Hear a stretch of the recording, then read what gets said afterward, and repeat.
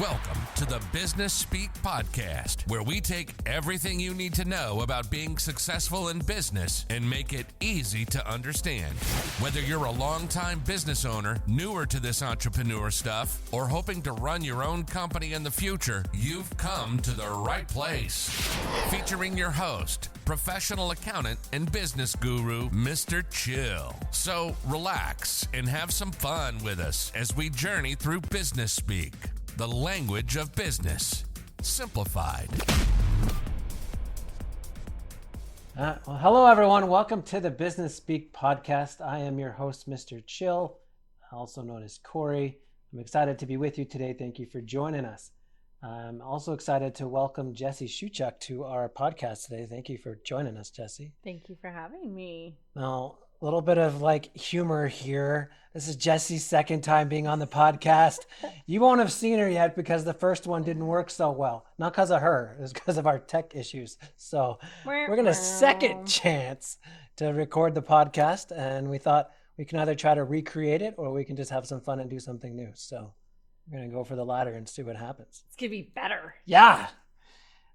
So I'm trying to remember, and maybe it doesn't matter what we did last time, but if you like to be introduced or if you like to introduce yourself. Yeah, I can introduce myself. Okay. I will kind of throw some keywords out just to get a little teaser for people. Yeah. And then you can fill in all the details and gaps. Okay. So I think I got this right. An Emmy award-winning TV producer? It's the Canadian Emmy, known as the Canadian Screen Award. Okay. So the equivalent. Okay. Yeah. Content creator extraordinaire. Nailed it. Yes. And probably has the coolest name for her and the team that works with her at her main company, and you call them Muses. That's right. My Muses. So that's kind of a really weird introduction, but why don't you fill in the gaps? Okay. Yeah, I am a television producer by trade. And I was actually filming videos with my cousins when I was 10 years old with my grandma and grandpa's VHS camcorder that I could barely carry because it was so robust and heavy. But I was making commercials and music videos. I'm the second eldest of 11 grandkids, so I get to boss the little ones around. It was awesome. I fell in love with the camera and with video and capturing performance and memories and story. I was 17 in high school when I graduated from high school, and I took an aptitude test. It said broadcast TV. So I went to NAIT in radio and television arts, and I was working in my field when I was 19 years old. Yeah, 19 years young. I was such a baby. I got a practicum at a company called the Idea Factory, which still exists here in Edmonton. And I knocked it out of the park. They hired me. I worked with them for 3 years. I then went over to Dynacor Media Group, and it was a oil and gas corporate video agency. And so I was H2S trained up in Fort McMurray, shooting videos, on the high rigs and such. It was wild and incredible. And then I went over to Access Television. If folks are in Alberta, you'll know that as Channel 9 on the dial that you actually move with your hand, and you'd have to use aluminum foil on the rabbit ears to actually get it to come in clear. So just a couple years ago. Yeah, just really aged myself there. And and then after Access, which merged with Chum, I became an entertainment reporter for a couple years. So got to do the really cool gig of interviewing all the big bands, the Tragically Hip, 30 Seconds to Mars, and everything in between, and all of the plays and just culture. And then I jumped ship and I worked for a production company, and we worked on a TV series called Blackstone, which was known in Canada as The Little Show That Could. So this TV show was hugely successful. It was shot here in the Edmonton area, which a lot of people don't know. It was really well known in Vancouver and Toronto. And we were just killing it. It was groundbreaking TV, took place on a fictitious First Nation reserve and talked about a lot of the controversial subject matter that tends to get pushed under the rug. And so it was raw, it was gritty, it was edgy. It ended up on Showcase. We were recommended in like New York Times as a must watch. And we beat out Stargate SG-1 at the Leo Awards in Vancouver. And yes, we were nominated and won multiple Canadian Screen Awards, which is the Emmy of Canada. There you go. Mm-hmm. So you've had a fascination and love of video and all things that relate to it for quite some time. Quite some time. And the business that you run, or at least one of the main businesses you run, is focused on helping other business owners understand the power and harness that power of video. Is that correct? That is correct. Nailed it again. Nice.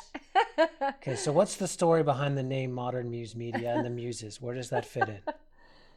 Oh, it's a funny story. So also as a little kid, I had an aunt and uncle who had Super Channel. If you had Super Channel, it was a really, really big deal. That's where all the amazing movies are. I grew up on an acreage and we barely had 4 channels, 3 and then 4 with access if you use the aluminum. And so they would record shows for us, movies. And one of the shows that they recorded was Xanadu. It is one of the most terrible movies ever made with Olivia Newton-John. It's won, I think, the most Razzleberry Awards ever, which is the worst categories that you can possibly have. And I just loved it. It's about this muse. It takes place mostly on roller skates. It's a musical. It's wild, crazy. Stars Gene Kelly, actually, so there's a lot of dancing too. But it was all about this woman who inspires or evokes talent or art in others, and specifically in the main character, who's the love interest. So I watched this show over and over and over. And in fact, I've watched it again as an adult and I still have it memorized. Anybody who knew me watched this show with me, even boyfriends throughout my life, they needed to watch this show. This is such a major part of my identity.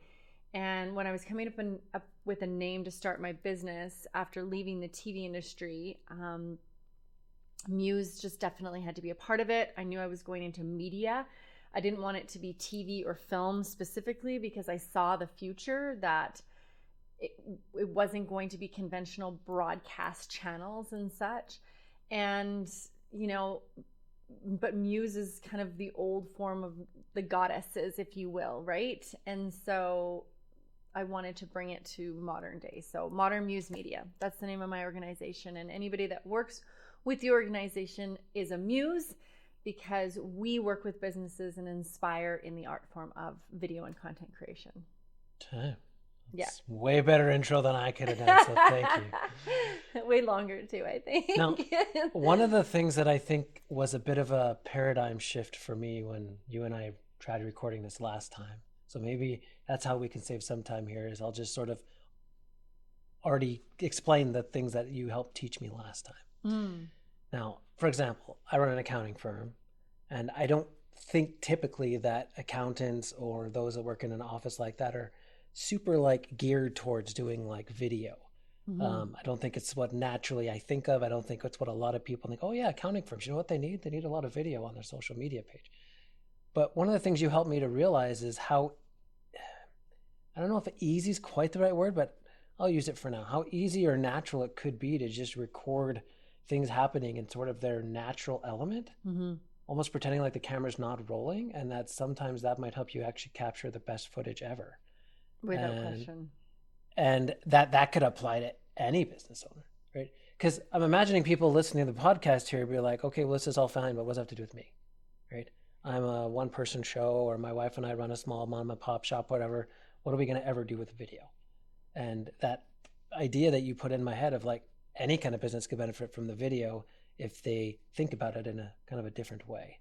So I'll let you explain that better than I did, but I really appreciated that from last time. So I never would have thought about it that way. What it has to do with them is that everybody needs video. And I was screaming this from skyscrapers. Everybody needs video, whoa, whoa, whoa. But no one was listening.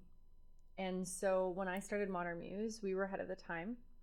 I was really, really inspired and motivated by a front-runner, a forerunner in this work, Gary Vaynerchuk, who said that every organization or business would have media tools and be creating content from within. But when I started Modern Muse, people were still resisting social media, never mind video. So a lot of the things that I would hear is, yeah, well, we'll just hire that out, which is possible. Or we don't need video. We're not even using social media anyway. And so what is social media going to do for businesses? There was definitely still this old school regime that people were holding on to, the old way, the old guard, right? Then COVID hit. And the reality sunk in with a lot of folks that if they were going to get visible, they had to get video. We were no longer allowed to be in person. And I rappelled down that skyscraper to ground zero where everyone was trying to figure out what tools to buy, how to use the tools, how to set things up, how to get themselves virtually and online. And that switch was massive for us and our industry. Because up until then, it was like pulling rope uphill still. I was convincing people in almost every meeting, right? And I mean, that's nowhere you want to be. I mean, do you need to spend half the time in a discovery call convincing people that they really need an accountant? Like accounting works, right? But that's what we were dealing with. Then COVID hit, and it was just this huge reality that everyone was facing, that if they were going to have exposure, if they were going to set themselves apart, if they were going to be seen and continue to do business, they would need to figure out this video thing. And just that, even just day-to-day business, like video conferencing, not to mention video marketing, right? What it did as well is it made our world that much smaller. So fascinatingly, we don't need to travel and take these big business trips or spend a whole bunch of money or fuel on actually needing to be in person a lot of the time. And there was that realization. But there was also the realization of how you could reach thousands versus one-to-one. And so we were running around scrambling, going from coffee meeting to coffee meeting to coffee meeting. And yes, it's great to, do not get me wrong, I value relationship. And we'll talk about know, like, and trust, which is so important to do through your content.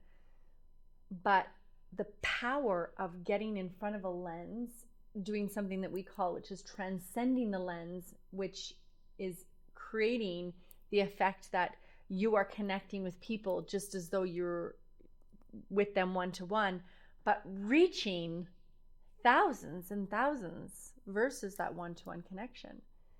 I mean, it is really, really powerful. And so here we are, and we're post-COVID, and with each year, people are trending to embracing more of creating content from within, documenting their journey, showing who they are as a business, what their corporate culture is all about. And these are the ways that we recommend, or that we work with our clients to transcend the lens, to build that know, like, and trust through the camera, right? You reminded me of something that I've always found fascinating, but again, I think you'd probably encourage the naturalness of it. Sometimes you'll see something on social media and be like, man, I wish my house was that put together. I wish my life was that much in order. And you're only seeing like a little picture frame here and not seeing the chaos that surrounds it outside the video frame or the picture frame. And because I think like there's this pressure, well, if I'm going to put something on social media, it's got to look like I've got everything in order. It's got to look like I'm picture perfect. Oh. But I imagine you would actually encourage the opposite of letting the vulnerable show, letting the imperfections be a key part of what you portray. Am I right in that? Definitely. I still have old paradigms myself that I struggle with. It's funny because I had a team member who has since moved home back to Ontario with her family, but she was with me for 5.5 years. And we would have that argument about, I would need to clean up the scene, and we got to move those books, or we got to set that pillow. And she's like, Jessie, just leave it, the bag sitting there. But I come from a broadcast background. I come from drama, like film and TV, where you would set the stage, right? And so I still actually struggle with that a bit, but what I do encourage more so is about performance, about genuine, authentic performance, because I think, yes, you can have chaos all around you, and how you want that to look is completely up to you. But where people get stuck is about the delivering, and it having to be just so, them having to show up just so. And if they're stammering or stuttering or needing to pause to get a thought, it becomes discouraging, and people will do it less because they're not getting it perfect or it's taking too long. This is something we talk about daily. Something else COVID gave that was an incredible gift was the art of authenticity, and how much we now crave that, and how much more we're going to crave that with AI and everything that's coming in. The word of the year and years, all years to come, is going to be real. Mark my words, real. Because people are going to want to know, is that real? Is that AI generated? Is this a real experience? Is that a real connection? Is that a real human? What am I dealing with? Real. And so the more real we can be, that's what we want. That's what we're looking for. And I don't know that we knew that was what we wanted. But then you had the kids running in, or the cats walking across the screen, or we didn't want it, but the husband streaking naked in the background, or whatever the case may be, right? And we got to know people through COVID as people. And we liked that. I guess the writing should have been on the wall many years ago, because I'm trying to think, I think Survivor was one of the first real reality shows that people were like craving.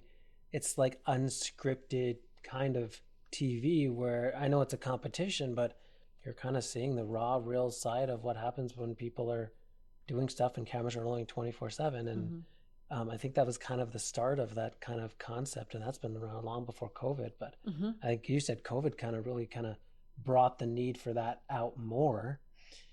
One of the things I've noticed in my own kind of development is when we first started this podcast, I would dread as soon as Braden would say, okay, the camera's rolling, I'd be like, I can talk. I was just jittery. And I think it wasn't until not that long ago when I realized that if I made the video about helping the person who might be watching or viewing, instead of focusing on, well, how did my hair look? Did I have a stupid look on my face? Did I say the right thing? Instead of worrying about me at all and just focusing entirely on the person that might be viewing or listening, it takes a lot of the jitters, a lot of the nervousness, a lot of the worry away. Yeah. And I don't know that people maybe get that, or maybe everyone doesn't. I was just really last slow to the party, but that's really been a game changer for me. Is if I want to create content and I'm too worried about me, then I get all nervous. But if I can just focus on the good I'm wanting to do for the person on the other side who's going to watch or listen, it kind of takes a lot of stress and pressure off. I mean, that's the hero's journey right there. So when we talk about this in marketing, and this is very much what we deal with our clients, and what we try and embody, is that when you're not putting yourself in the picture as the hero, then you realize it's actually the people that you're helping are the hero, and you're the mentor. And that's exactly what you're talking about, right? And that's what you talk about in content creation as well, in any kind of marketing, right? You as a company, or as Chill, are the mentor, and all of your clients are the heroes. You're here as a mentor to see them, ride into the sunset, to fulfill their conquest, or their quest rather.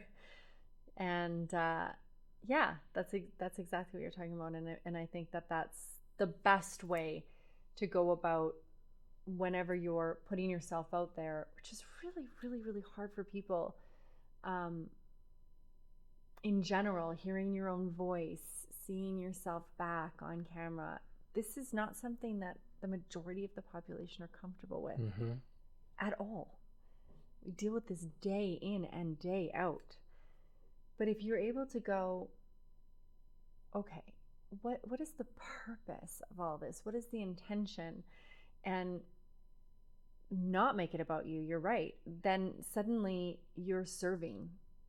Somebody said something about the core root. I don't want to butcher this, but like the Latin meaning or whatever the word sales is actually to serve. I think that's right. Yeah. Yeah. And so really, really interesting. So I hear a lot, why do I need to create content? Why would people want to hear from me? Why would people need to see me? Why do I need to be the face of my brand? Why can't we just use a logo? Why can't we just hire an actor? It goes on and on. And it's because when you talk about the differential, we all serve niches, and those niches are likeness to us, akin to us, if you will. And so, you know, I'm looking actually offset over your shoulder to all of your Lego. And when you walk into your office, you have all of this Lego. And you have certain personality types. There are things about you that some people are drawn to you and some people are not. Some people are repelled. And if we would be okay with that, if we could find peace with that, we would understand that you have a message for someone and someone is out there ready and waiting to hear it. And you need to show up to serve those people that are going to connect with you and not the other accounting company down the road. The best example I can give is coaches. So we talk about coaches. There's a coach turning up on every street corner, if not 2 or 3 or 4. Different kinds of coaches, different models of coaching. When you say coaching, sometimes even that word can cause people to roll their eyes. It's actually got a bit of a negative connotation, which is unfortunate because I've worked with a coach for 6 years and it's been transformative. But I don't work with a coach as much as I work with the person that I'm drawn to. So you can have in a networking room 10 coaches, or more specifically to this example, on social media, 10 coaches. But if they're delivering content and they're showing some of their hobbies, some of what they do, some of the things, their values, what they're aligned with, who they are, and we're actually really getting to see them as a person, that's when they find their niche.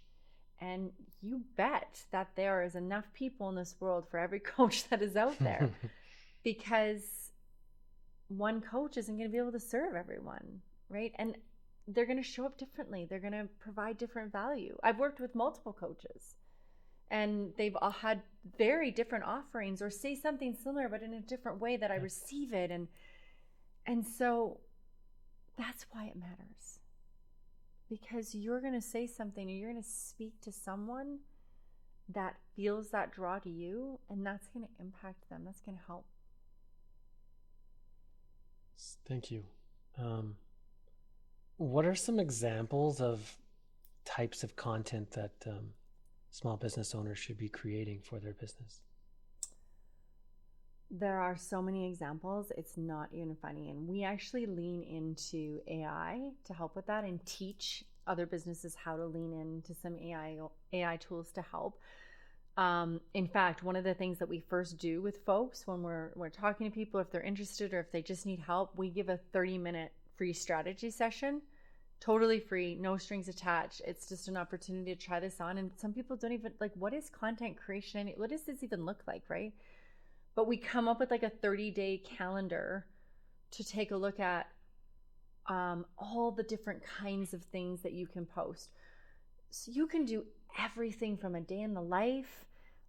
I've done a video on making my smoothie in the morning and what is in it, and that connects with people that like to eat and live green and have that lifestyle. I've done videos of me going to pickleball or playing volleyball. Because there's interest there, and suddenly people out there is like, well, I like volleyball. I didn't know Jessie played volleyball. Suddenly I know her a little bit better. I like that. I like that she plays volleyball. I have something to talk to her about. Random, right? So what I like to do is even talk about get to know your team. There's an idea, right? And what are some of the things that your team likes? Setting up a camera and just doing a time lapse on a team lunch or a team birthday or something. Honestly, if you were to ask me, everything is content. But we obviously can't be taking video all day long, every day, of the week. We recommend batch producing and such, but you can be grabbing clips and things throughout your office and throughout your day-to-day if you start to integrate some of those systems and habits, which is something else we also teach and talk about. When I first started this business, I had a coach, a mentor. He walked into my office and said, "Hi, my name is Dan. Would you be willing to try this? Have you ever heard of Gary Vee?" At the time, I was an executive TV producer trying to get other people's shows up and going, very unsuccessfully, because it is really difficult to get a Canadian TV show up and going. And so I said, yes, I'm totally willing. He said, "You're going to have to document your life along the way." And I was like, "Well, what do you mean?" He's like, "When you go to an event, you're going to need to take pictures of people. You're going to take video. You're going to need to build the muscle of content creating, just like we build the muscle of social media, just like we build the muscle of any other systems and processes that we have in our life. Atomic habits, man. And you don't do it by thinking about it as this big, huge beast that, it's another thing I have to do. I need to be a video producer," because I've heard that too. How you input, sorry, that's not the word I'm looking for. How you implement systems into your life is fractionally, small bits and pieces at a time. So I would go to an event and I would make sure I had an establishing shot. So we were at a mixer at the TELUS World of Science. I would go and get some video of the TELUS World of Science. Do you think that I took that video every single time for the first couple of weeks that I did networking? Absolutely not. So when I was leaving, it was like, I forgot my establishing shot. I was getting it on the way out. But over time, I'm locking my car and pulling up my phone and I'm kind of taking it and it's done. It's all within the same motion of action, walking into a building. I click beep, beep, lock the car, take a couple steps, pull up my camera, 1, 2, 3, put it back in my purse, and away I go in. And I do it without even thinking because it's a habit, right? And so we work with businesses to try and integrate capturing content on a regular basis without it being overwhelming, without it being frustrating, so that you get to show who you are and attract that niche, those people that are sitting there just waiting to connect with you. They just don't know it yet. Okay, let me ask you a weird question, but it's been on my mind a bit. I've heard from many people, and I myself have kind of drifted this way in somewhat recent weeks. I've heard terms I'd never heard before recently of like doom scrolling and things that like people say, well, I'm trying to get away from social media because I find it's a big time suck or time waster or distraction. Is there opportunity to make video content and do something with it other than post it on social media? Like where else could a company use their content if they're kind of drifting away from social media? Yeah, that's a great question. I mean, you can use video for a lot of different things. So you can use it in your own newsletter, for example, that you send out. So I would do probably shorter form, but then it's direct mail. You can use it on your website. So you can kind of create, your YouTube series on your website, but have it exist and be embedded in your website. It's fun to even do video as a part of sales and business development. I use an app called Vidyard. And it's you recording, talking, and sending that out to a person so that they're getting a video of you rather than an email and all of this email. There are some solutions there, and there are some solutions coming that I don't even know about yet because that's how fast this is all changing. Okay. But what I can say is that it's not going away. And even if people are talking about going off, which some will, I get it. And there's a lot of negative content on social platforms, and there's a lot of negativity in the world. I would say that in the direction that I would go is be the light. Be the one that puts out positive content. Yes. I'm going to get a little political here. Please do, if sure. you want to cut it out, you can. Okay, we'll see. I'll leave that up to Brady. my partner is watching a lot of what's happening in U.S. politics and how it affects our country, of course. And I am aware. Do not get me wrong. I'm aware, but I'm not immersed. And we were driving to an event, and he called my father and said, Orest, because that's my dad's name. A good Ukrainian name, so that deepens the political involvement. Orest, I can't even believe your daughter. She just wants to put her head in the sand and doesn't want to get involved. And they start this conversation about Trump. And they're giving me a hard time, razzing me. And I said in a moment where they had both stopped talking, well, it looks like you've both been trumped. And, what are you talking about? What do you mean? And I was like, well, because you're immersing in it, you're being emotionally affected by it, and you're talking about it. And that's exactly what he wants. He wants everybody. It's all sensationalized, and he wants everybody to talk about it. And I'm talking about it right now, so I guess I've been trumped too. But do you know what I mean? It's like there is a lot of other content to consume, and there are a lot of other things happening in the world that are amazing and that are good and that are of value. Where are we pointing our flashlight? And are you providing something positive for people to point their flashlight at? Be the light, right? There's a lot of logic in that. We were talking about something a little earlier that you said you were going to come back to. I don't remember what you called it. It was like the know, like, and trust. Yes. Dive into that for a minute. Yeah, I touched on it, but I can dive into it a little bit more deeply. So it's all about that transcending the lens, and it's all about the getting to know you, and it's all about the niches. So it's kind of everything I've talked to built into one. So you meet someone at a networking event, you connect over something that you have in common. Maybe that's volleyball or something you do or your kids. And suddenly you feel like you know them a little bit better. And that's how you develop a relationship, right? And the more you talk to someone, the more you get to know them, the more you know, like, and trust them. That's sales. We know this. We've talked about this. Social media is just that. It's social. And when you talk about doomsday scrolling, or when you talk about even just scrolling in general, some of the things that we see that people have gotten away with is engagement, is the social aspect of it. But then it's also just being vulnerable and showing people who you are, what you're interested in, what makes you different, so that they can get to know you, so that they can like you, and so that they can trust you. And so, yeah, that's just going back to a lot of the things that I've already talked about with the micro content, with the documenting your journey, with who are you as a business day to day? What does it feel like? And that's the word, right? What do you feel like? Because how you feel or how you make people feel is what's going to draw them to you. Okay. Thank you for clarifying that. I wanted to make sure I gave you time to go back to that. Now, I'm thinking of the same question, but maybe in two separate kind of contexts.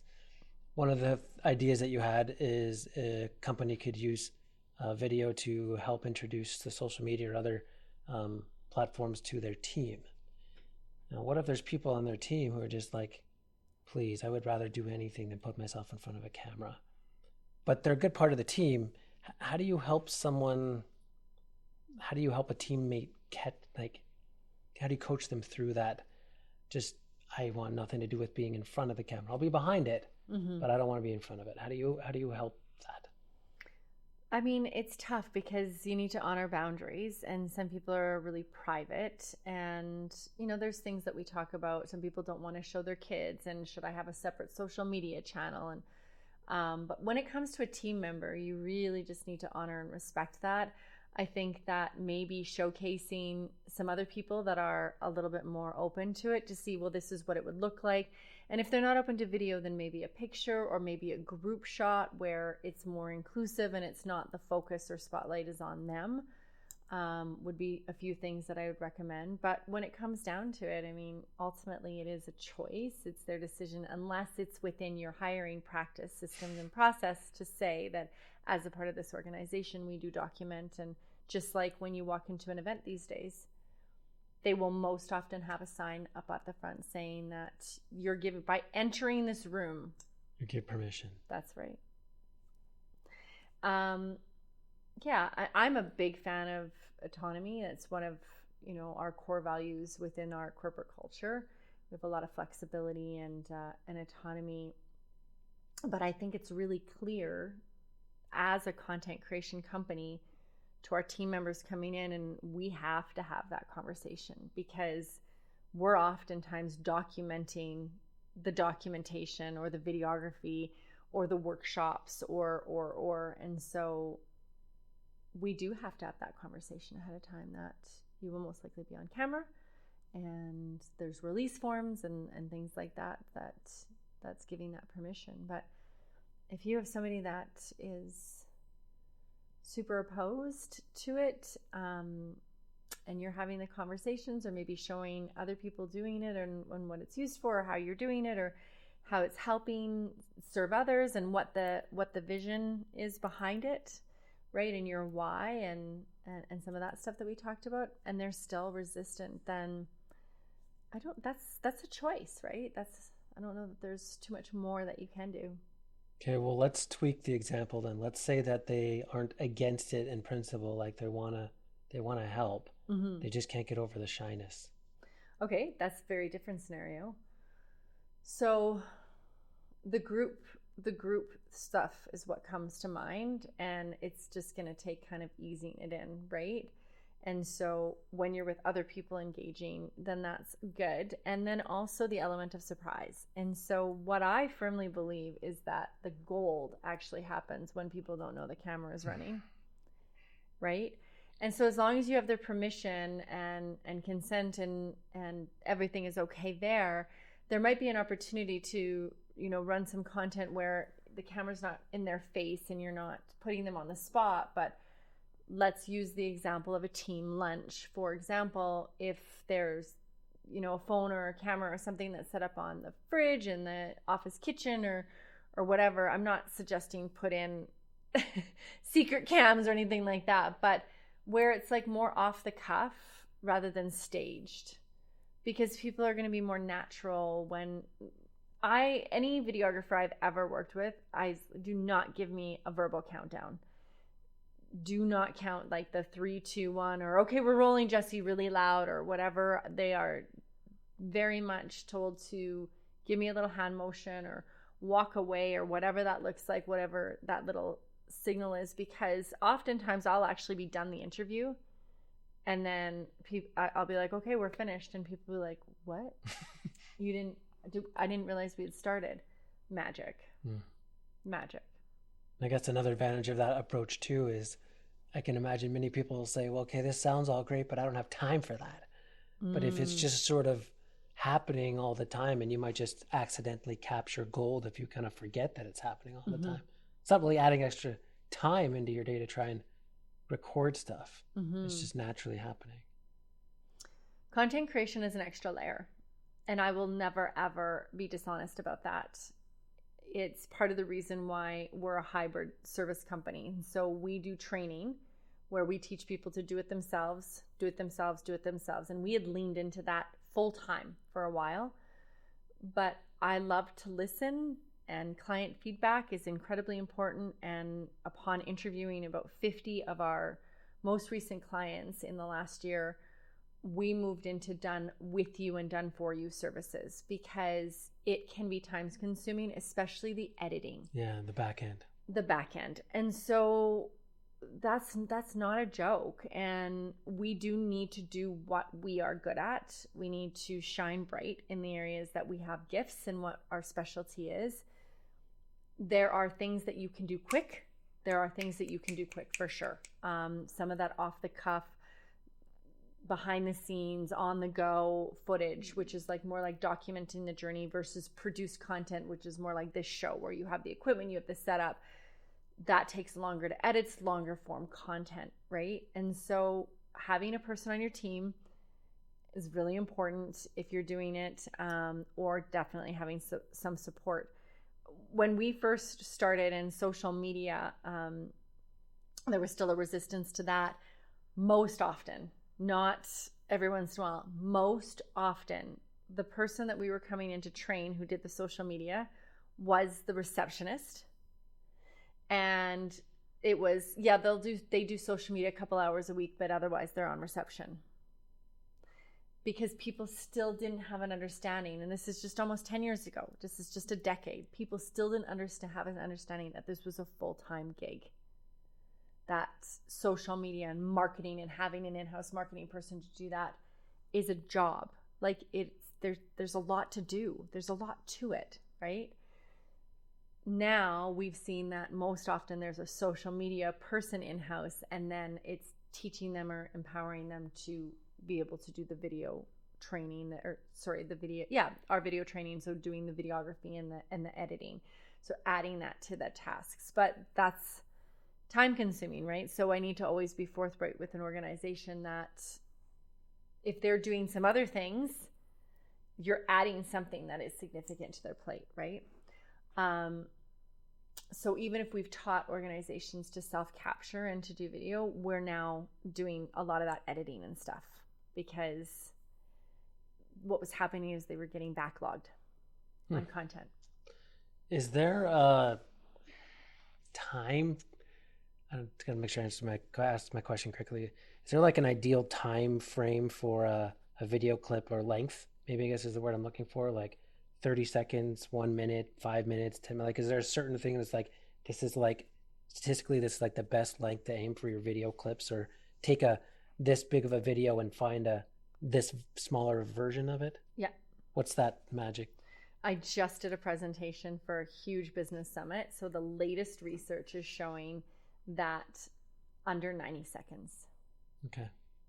90 seconds or less. That is for the short form content, the social media content, the capturing of attention. You less than 6 seconds to capture attention. Not this form. This is a long form content, right? This is very different. But promoting this, the podcast, I would do probably 60-second clips. I think that's or less. I think that's what Braden does. But I was just curious. Yeah. Like, and I some of these like social media platforms I've never even been on. We have a TikTok channel for our podcast, but I've never even been on TikTok. I don't even know how to use it. I think I theoretically have an Instagram page, but I've never been on it. And so I'm not very social media savvy, but I know that a lot of them had at one point, if they don't still have, like very strict time limits or character limits that Twitter or now X used to have or whatever. So like, I know there's probably reasons why there were certain things that, and I just was like, but there's probably a magic sweet spot where you're like, yeah, so under 90 seconds is what you recommend. So I have a question for you. Yeah. I'm turning this interview around. No worries. Please do. So you are not on social media. You don't consider yourself social savvy. You're an accounting firm, but you have a studio set up and a person in-house doing this, creating content. Why? I think for me, it kind of ties back into what you said a little earlier. I used to want to be, and sometimes I still do, wanted to be a university professor, mostly because I love teaching and I love mentoring and I love helping. And I enjoy the one-on-one conversations I have with clients, but I was hoping to find a way where I could reach more people in a more timely manner than that. And so for me, doing this podcast was, how can I take content that could probably help all of my clients and a lot of other people too, but get it out to them in a much faster, more efficient way than setting up 150 or 500 one-to-one meetings or whatever. Mm-hmm. And so that was kind of the initial thing, is I feel like there's some good that I can do, and I feel like I could do it faster and more effectively if I could reach a bigger audience in a quicker time. I think that's why I started the podcast, was kind of that mindset. And how has it evolved? What does it look like now? I'd have to get the stats on how we're doing with it. But I think the biggest thing that's changed, if nothing else, is me. Like I kind of alluded to earlier, when we first started this, I didn't even want a video. I just want an audio podcast, because then I don't have to worry about looking stupid. I don't have to worry about if I got a dumb look on my face. I don't have to worry about if my hair's all done or if my weird like hand gestures and stuff. I'm just like, none of that matters because nobody can see me, and I'm okay with that. Let's do audio.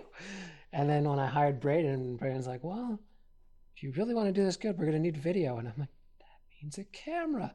I don't think I like that idea. It took me a long time to warm up to it, but I think that's one of the biggest changes I've seen, is that myself has evolved I don't know if our viewership changes too much or not. I don't know, but I've changed. And what has doing this podcast done for you? What has it done for your business? You're still doing it. You're keeping going or whatever, if you will. You continue to do it. So obviously you've seen a positive benefit from it. That's the weird part. I don't know that I have seen any direct oh, well, you gained these 8 clients because they saw you on the podcast, or you retained these 8 clients because they like the podcast and they want to follow it. We've gotten some good feedback from people who watch it, but I don't think there's anyone who's like, man, if you weren't doing the podcast, I don't know if I would have been a client, or I don't know if I would have found you. And sometimes I have this internal battle. I'm like, can I afford to keep doing the podcast? Because I don't know that it generates any direct or even indirect income. But that's when I had to change my outlook, and it's not really about the income, at least not right now. It's just about how can I grow as a person, and how can I continue to create content that may eventually reach more people. And I keep getting reassured by people who say, some of the most popular podcasts or YouTube channels in the world did 4, 5, 6, 7 seasons before people actually noticed them, and then they went viral later. But if they had stopped when they weren't super popular yet, who knows if they ever would have gotten where they wanted to go. So for me, this is I can probably give this a long haul, and just we'll help who we help. But How many episodes have you done? Brayden, I wish you were behind the camera because I could really use this information. This is our 2nd season. Our first season had, I want to say, 8 or 9 episodes, and then we're, I think, about 8 or 9 episodes into the 2nd season. So we'll call this about 18 of them. Okay. I bet you that there's been a really good relationship that's been established with each of the people that you have had on your show, getting to know them a lot better. That's been really cool. And it's been interesting too, because again, sometimes they're as or more nervous than me. I mean, sometimes we have people like you, you're like, yeah, I've been doing this 100 times. This doesn't bother me. But sometimes it's podcast? I've never been on a podcast. I don't like the camera. And we're and I remember when we were in our old studio last season, and I was having a podcast episode with this lady who was super smart and had so much to give, but she could not get past her nerves. And I finally, halfway through recording, I just did this, signaling that they would have to edit this. And I was just okay, let's have a conversation for a second off camera. How are you doing? Do you remember why you're here? Do you remember what we're trying to accomplish? Right. How can I help? Yeah. And so it was me trying to help calm her down, which was interesting because I also was quite nervous, but I'm slightly less nervous than her. So then I can help talk her down off the cliff, and we can kind of get each other through the nerves and stuff. So there's definitely been some cool experiences like that where I've built some good relationships because of doing the podcast, maybe having nothing to do with the content itself, just the level of trust that comes, I guess. Mm-hmm. Yeah, I like that. It's an opportunity for you to, again, be that mentor to anybody in the seat, that you're providing exposure for them and for their story, and that's also serving. Yeah. You reminded me just now of one other thing, maybe a part answer to your question too. Last guest we had on, he's known me for a little while, and he's seen some changes in growth in me. And he's like, I have to tell you, it's I don't know most any accounting firm that does a podcast. And he's like, I just, you would think of a typical accountant as being pretty I can't remember the word I'm looking Stuffy? for. Well, no, just very, I can't think of my words right now, but when someone's likes to be around people, introverted, right? Okay. So someone very internal, introverted, nerdy, staring at spreadsheets, don't like having a social life, that kind of stereotype. Right. And they're like, so you doing a podcast kind of gives hope. And I don't know if this was wording or not. This is what I took away though. He's like, if an accountant can do a podcast like what you're doing, he's like, I think there's hope for any person that feels like a complete nerd or geek out there. Because if we can force ourselves to get comfortable doing that kind of thing, there's probably hope for anyone. And so I've never really thought of it that way. But then maybe if people are kind of in industries or professions that are typically thought of as very boring or not much of a personality or very outside the box, if you were to do something like that, and then we do it anyways, we push through it and force ourselves to do it, then it, in a weird way, it kind of gives some people hope. And permission. and permission to do the same, Yeah. right? Video does something that blogs, books, like things cannot do, and it's really you captured, embodied, us, everyone, right? And so there's power in that. And that's what that just goes right to back to the very beginning. Yes, you can reach thousands, but you can reach thousands with tone and personality and genuineness and authenticity, because it's capturing you, your gestures, all of the things that you talked about that you were afraid about being on camera are the essence of us. And those things are captured through the lens, not the pen as much, right? I mean, the pen, you can write definitely, and you can imagine into worlds, but video is the actual depiction of how you present in the world. So if you own a business, I have trouble understanding, probably because I've been immersed in it, and probably because I know we can make it fun and easy. I don't understand how somebody would not want to harness that. Yeah. And even if they didn't want to, because of all of their fears, that they wouldn't look to kind of getting some help to pushing through that, to conquering that, because of its power, right? Well, and not only that, but I mean, it doesn't have to be this. It could be a fear of anything. If a fear of something is going to stop you from doing something worthwhile, it's probably a really good reason to do it anyways. Yeah. Like that, just to conquer the fears. I would agree. And have no regrets, I wish I had done. So skydiving. Yeah, I know. You're talking. It's not too late. Yeah. It's not too late. Speaking to my soul. I'm going to wait until my daughter's old enough so that we can jump out of a plane together. And so if anything bad happens, it'll just happen to both of us.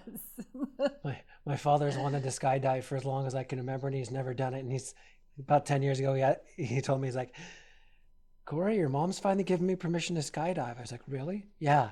She says when I'm about 85 and I'm going to die any day anyways, then she doesn't mind if it's on an airplane. I was like, okay, that was kind of a weird permission, but all right.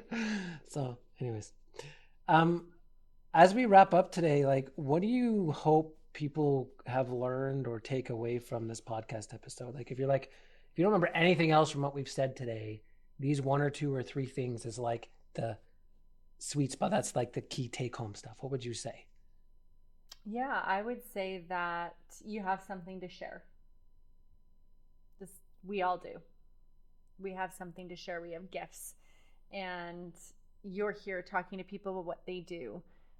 But a part of that is getting to know you better as well, so that you can share your gift, which is in around managing their business and having their business run more efficiently, and the numbers and things like that. And so I guess if an accountant can do it, you can too.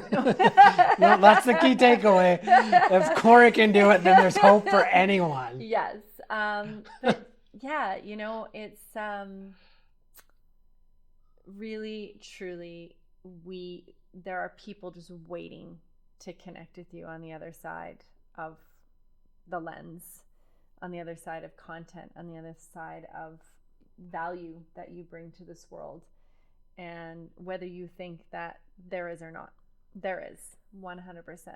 And so let that be what motivates you to show up for your own business, to show up for yourself, because this is a special, powerful tool that you can be taking advantage of. And I love to see that. I mean, it's really amazing when we get to see our clients' content come out and they're creating things because we've gifted that to them. Mm-hmm. We've gifted them the power to do it, or we're doing it with them, and then to watch the engagement that they get from it, and the interaction and connection. I think that's a basic need. We're all looking to connect. This is a really, really great way to. That's wonderful. And you can tell when you talk about it that you love it and you're passionate about it. Mm-hmm. And yeah, I'm thinking of that quote from And then I say that, I'm like, it's one of two people. Like, it's either Walt Disney or Steve Jobs. I can't remember which, but it says something effective, do something you love and you'll never work a day in your life. I think it was Steve. Okay. I was thinking Steve, but I have Walt Disney on the brain a lot, so I was like, Yeah. it could be the other one too. We Anyways. could be both wrong. Who knows? But yes, I've heard that, and I'm lucky. I really, really am. We get to go to sleep on Sunday. I was just having a team meeting. We have all of our internal meetings on Monday, and everybody that shows up, the first thing we do is we do a round of wins, a personal win and a professional win.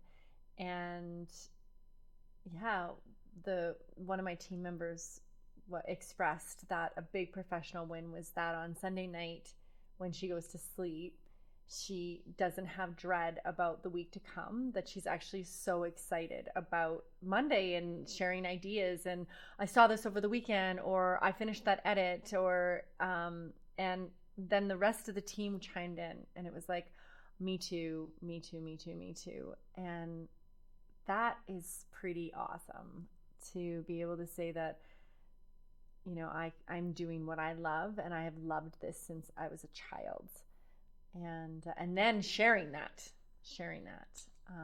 with other businesses, and kind of taking that pain away of complication and frustration and hardship. So I consider myself super, super lucky. That's a gift. Thank you. Jesse, how do people get in touch with you if they want to learn more about how to get your services or how to have you help them? How do they get in touch with you? On social media. Shocker. Oh, no. I mean, every which way. So it's Modern Muse Media. That's MUSE, not news. Some people think I say news. It's not news. It's Muse. Now you know why. Xanadu. Watch the movie or don't. You'll laugh, I'm sure. And so, our website, modernmusemedia.ca, our social channels, Modern Muse Media. And then I have my own personal brand as a speaker and an author, and I'm Ms. Jessie Muse. So that's how they can find me personally, is Ms. MS Jessie Muse. Nice. Yeah. Well, thank you for joining us today on the podcast. It's been a pleasure to have you back for the second time. And Shh, dare we I weren't gonna tell anyone. dare I say, I think this one was even better than the first. Yes. Yeah, it was awesome. Thank you for having me, and thank you for what you're doing. This is awesome. I believe in it. But you light up, and I love that people have seen how you've shifted and changed because of it, because I think it's a really, really great experience. It's a chance to connect with other people more deeply, and that's what we all want. Perfect. Thank you. Thank you. Thanks for watching, everyone. Have a good day. You've been listening to the Business Speak podcast featuring Mr. Chill. Be sure to subscribe and add us to your podcast library to ensure you never miss an episode. We love hearing from our listeners. If you have a topic or question you'd like us to discuss, would like to be a guest on our show, or would otherwise like to get in touch with us, please visit our website at businessspeak.ca. Thanks for listening to Business Speak, the language of business simplified.